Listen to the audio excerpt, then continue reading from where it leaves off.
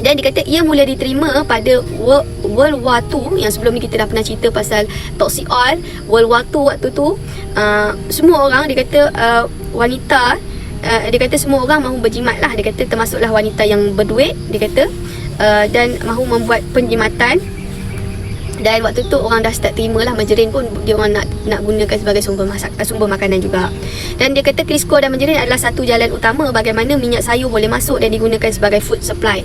Dan mereka masuk secara solid pada awal 20th century, dia kata. Okay, kita tengok pada tahun 1940 mereka menjumpai cara bagaimana untuk stabilkan minyak.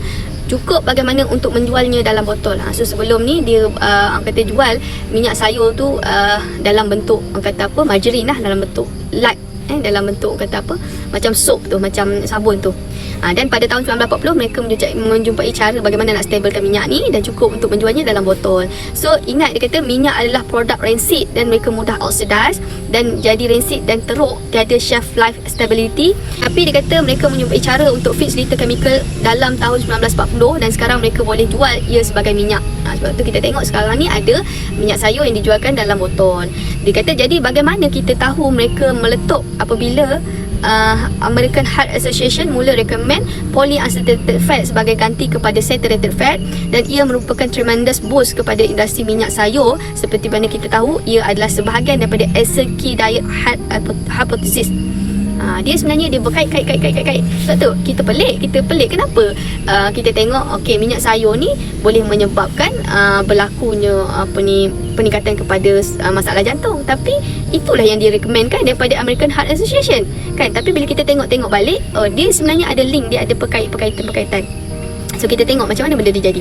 Okay, dia kata kita katakan saturated fat dan kolesterol punca berlakunya penyakit jantung, dan ia berlaku daripada respon kepada tremendous panic yang disebabkan oleh berita kematian penyakit jantung oleh Presiden Eisenhower yang waktu tu dia mengidap serangan jantung pada tahun 1955.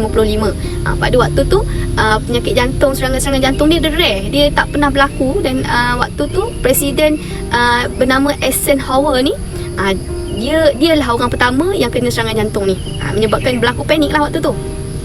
So dia kata dalam keadaan panik tersebut keluarlah SNK dengan hipotesisnya, dan pada tahun yang sama Presiden Eisenhower kena serangan jantung tu yang menyebabkan saturated fat diturunkan daripada food supply. Maksudnya waktu tu SNK pun membuat kenyataan ataupun keluarkan hipotesisnya mengatakan penyakit serangan jantung yang kata apa menyebabkan Presiden Eisenhower ni kena heart attack. Dan ditarikkan, dikeluarkan kata apa saturated fat ataupun lemak ni daripada food supply. Ia sesuatu yang gila bila kita fikir makanan yang baru diciptakan mampu selesaikan penyakit jantung. Benda ni benda gila lah, betul lah kan, benda baru yang diciptakan dan kita fikir benda tu boleh selesaikan masalah penyakit jantung. Walhal lemak ni makan daripada dulu lagi kan, lemak kata saturated fat ni. Dan dia kata ia juga interesting, dia kata backstory bagaimana American Heart Association ni yang mempunyai hubungan yang sangat dalam dengan industri minyak sayur. Kalau kita tengok balik, recommended daripada yang kata apa keluar nasihat-nasihat dikeluarkan daripada American Heart Association. Dia keluarkan nasihat bukan atas dasar orang kata nak menyelamatkan nyawa, tapi kita kena faham kita hidup dalam dunia industri. Semua orang berlumba-lumba untuk kata duit lah. Dia buat something tu, dia tak kata apa, dia tak fikir pun pasal kesihatan manusia seperti mana yang kita fikir. Okey, American Heart Association tu keluarkan nasihat untuk kesihatan kita, tapi sebenarnya taklah, sebenarnya dia industri. Kita kena tengok macam mana American Heart Association ni kata apa hubungannya dengan minyak sayur ni, industri minyak sayur ni. Okay, dan bila dia orang tengok balik, dia kata fakta American Heart Association ni dilancarkan oleh Procter dan Gamble. Salah satu produk mereka adalah Crisco. So Procter and Gamble ni mereka lah yang mencipta Crisco ni. Dan memang Procter and Gamble ni dia melihat American Heart Association tu sebagai satu peluang untuk dia boost market dia. So digunakanlah American Heart Association ni. So penyakit jantung dia kata hanya rare until late 1920. Dan dia kata American Heart Association cardiologist waktu tu sangat-sangat kecil, besar, dan hanya ada office yang kecil dan mereka tak ada duit pun, cardiologist waktu tu. So American Heart Association dia kata bukanlah siapa-siapa, sehingga Procter Procter dan Gamble ni masuk pada tahun 1948. So diorang ni lah menaja American Heart Association tu. Dalam masa satu malam saja, American Heart Association menjadi sangat besar sebagai non-profit organisation dan mereka masih the biggest non-profit di US sehingga hari ini. Dan sebenarnya dia kata ia patut berterima kasih lah kepada Procter & Gamble ni sebab menaja mereka. Seperti mana yang kita tahu, mereka menyarankan Crisco produk minyak sayur ni sebagai satu makanan alternatif yang sihat lah untuk menggantikan minyak tepung, lemak tepung. Okay.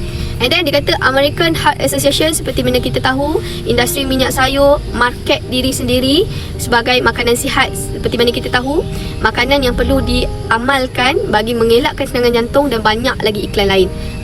Walhal benda tu kalau kita tengok balik, dia pelik lah guys, sebab kita tahu bila kita amalkan sendiri, kita tahu kata apa nutrisi hari ni, bila kita tengok balik, kenapa American Heart Association ni menyarankan minyak sayur. Walhal kita tahu minyak sayur tu boleh menyebabkan keradangan yang tinggi apa semua tu. Tapi benda tu sebenarnya dia dah dia dah plan lah, benda tu dia dah plan lah. Dia kata clinical trial test terbesar ke atas saturated fat tak ada sembarang bukti menunjukkan saturated fat ni penyebab kepada masalah kardiovaskular ni. Banyak sebenarnya kajian yang membuktikan dah pun lemak tak ada kaitan pun dengan penyakit jantung ni. So apabila test dibuat ke atas kajian-kajian ini, contohnya LA Veteran Trial, Oslo Study, Mr. Fit Trial, di mana gantikan lemak biasa seperti lat, daging dan gantikan dengan minyak sayur, dilihat apa kesan jika menggunakan minyak sayur dalam makanan harian seperti corn oil, soybean dan apa yang berlaku. Mereka menyumpai perkara termasuklah mereka mati disebabkan tinggi rate of cancer, dan ini yang berlaku kepada LA Veteran Study. So di mana mereka makan tinggi soybean ni, tinggi sunflower cotton oil selama 6 tahun, dan dia kata memanglah kajian ini bukanlah satu kajian yang perfect sebab dia tak kontrol untuk rokok, tapi dia kata mereka berjaya menurunkan level kolesterol. Dalam masa yang sama mereka mati disebabkan oleh kanser. Dua kali lebih tinggi risiko terkenanya batu empedu, mungkin disebabkan oleh minyak sayur ataupun level kolesterol yang rendah. Tu dia kata kita tak tahulah. Dia kata stroke juga ditemui di kalangan mereka yang mempunyai kolesterol yang rendah, dan dilihat daripada kajian terbaru, mereka yang kurang makan lemak dilihat lebih berisiko mendapat stroke. Sama ada disebabkan oleh minyak sayur yang tinggi, kolesterol yang rendah ataupun tak makan lemak, kita kurang pasti, dia kata, tapi ia menunjukkan kesan yang begitulah. So antara kesan lain seperti batu empedu, stroke, canola oil mungkin menyebabkan cirrhosis pada hati, maksudnya kerosakan hati lah. Dan kesan penggunaan vegetable oil untuk gantikan saturated fat meningkatkan kerisauan kepada National Institute Health. Perubahan penggunaan lemak dari tahun 1909 sehingga 1999, ni data US lah, kita ambil data US.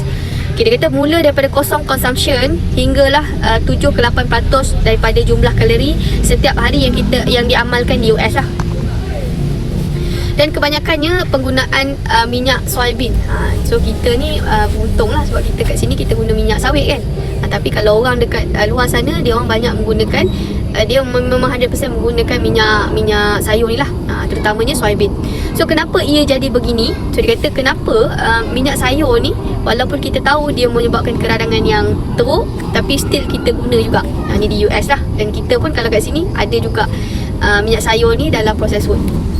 So dia kata kenapa ia meningkat secara mendadak. So dia kata ini disebabkan oleh fakta yang diputar belik. American Heart Association menyokong idea ini, dan dia kata US Dietary Guideline juga terlibatlah dalam idea ini. So dan mereka mengatakan gantikan saturated fat dengan menggunakan polyunsaturated fat daripada minyak sayur ni lah. Kedua, dia kata disebabkan oleh hydrogenated oil menjadi tulang belakang kepada food industry, dan kebanyakannya mungkin semua makanan dalam supermarket tu ada penggunaan daripada hydrogenated vegetable oil ni. Sebab tu kita kata makanan-makanan proses ni yang ada toxic oil ni kita sepatutnya tak boleh amalkan lah, tak boleh makan. Kita anda perlukan lemak ni untuk buat biskut, cracker, makanan-makanan yang jajan ni lah, junk food.